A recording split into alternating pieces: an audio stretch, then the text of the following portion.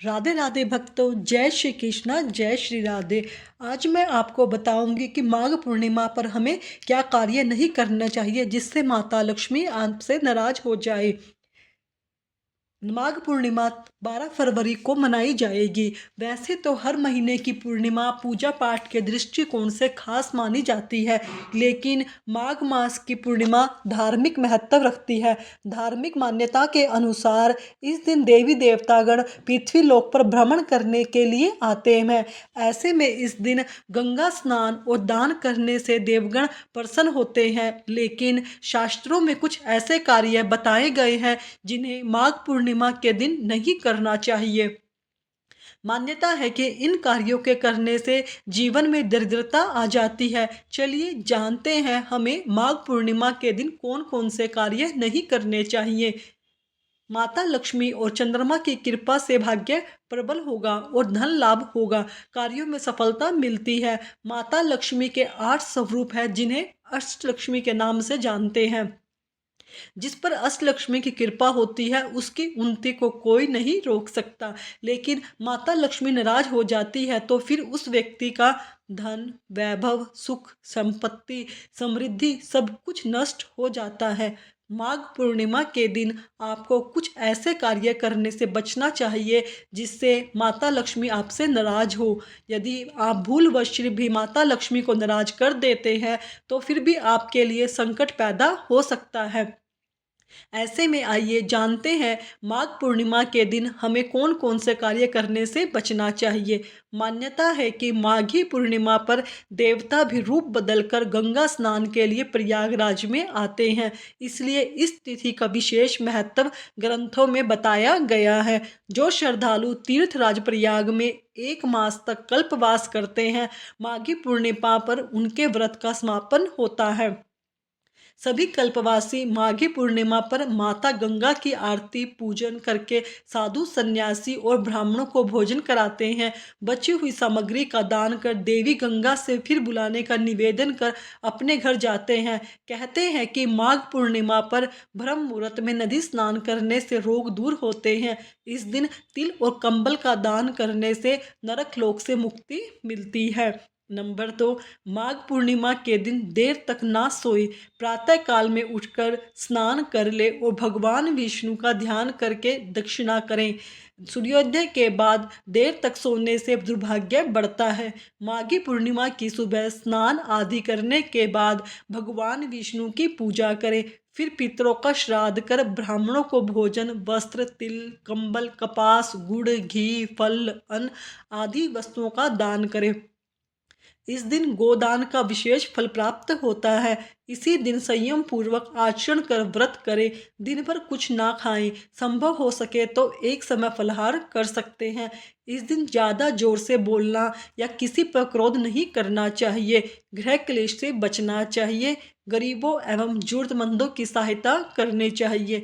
इस बात का विशेष ध्यान रखें कि आपके द्वारा या आपके मन, वचन या कर्म के माध्यम से किसी का अपमान ना हो। इस प्रकार संयम पूर्वक व्रत करने से व्रती को पुण्य फल प्राप्त होते हैं। माघ पूर्णिमा पर स्नान न करना भी भगवान विष्णु और माता लक्ष्मी की कृपा से स्वयं को दूर करना है। यदि गंगा या तीर्थ स्नान नहीं कर पाते तो घर पर ही नहाने के पानी में गंगा जल डालकर स्नान कर ले।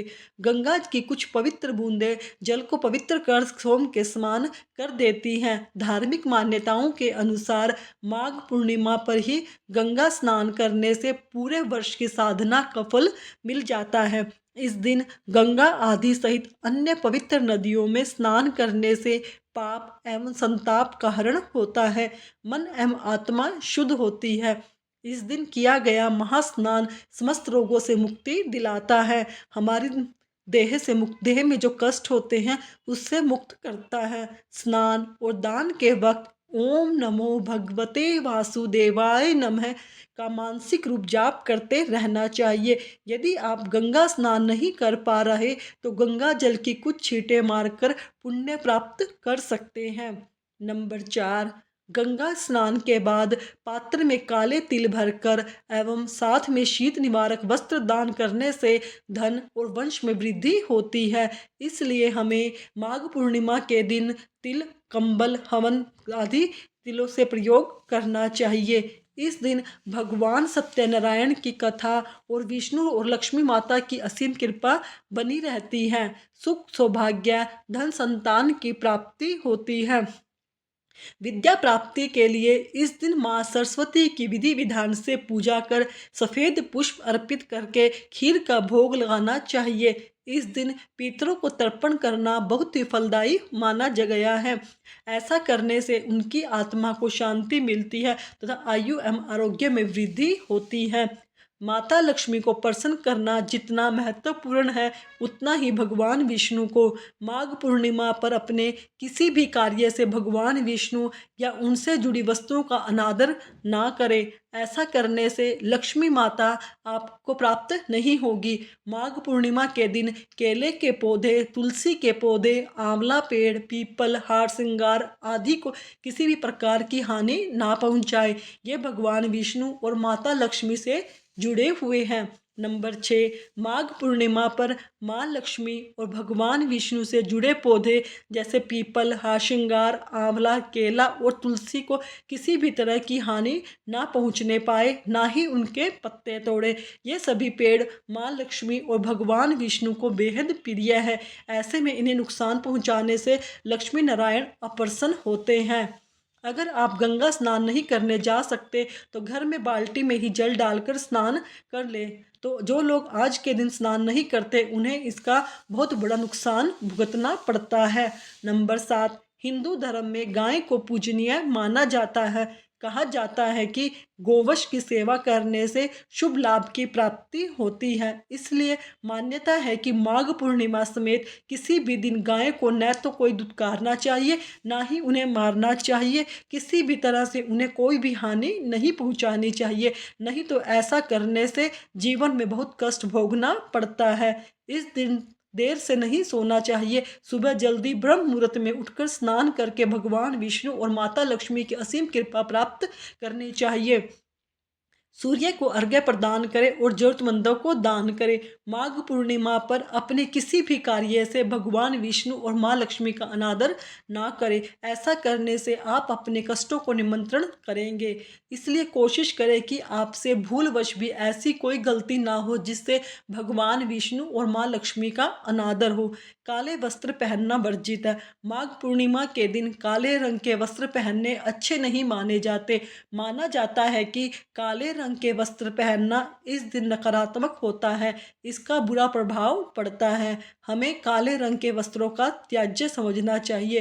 तामसिक भोजन, मान्यता है कि माघ मास में हमें बिल्कुल भी प्याज और लहसुन का प्रयोग नहीं करना चाहिए, लेकिन यदि हमने मास में प्रयोग भी किया हो तो पूर्णिमा के दिन हमें तामसिक भोजन करना नहीं चाहिए। तामसिक भोजन के साथ साथ मादक पदार्थों के सेवन से भी परहेज करना चाहिए। गुस्सा करना, माघ पूर्णिमा के दिन हमें गुस्सा नहीं करना चाहिए, ना ही हमें अपशब्द शब्दों का प्रयोग करना चाहिए, ना ही ऊंची आवाज़ में किसी से बात करनी चाहिए और ना ही किसी का अपमान करना चाहिए। गुस्से और अपमान करने के सुकर्मों की गिनती में नहीं रखा जाता, इसलिए आप अपने कर्मों को शुद्ध रखिए। बाल और नाखून काटना वर्जित है। माघ पूर्णिमा के दिन हमें अपने नाखूनों और बालों को नहीं काटना चाहिए। इस दिन दाढ़ी बनवाना भी सही नहीं होता।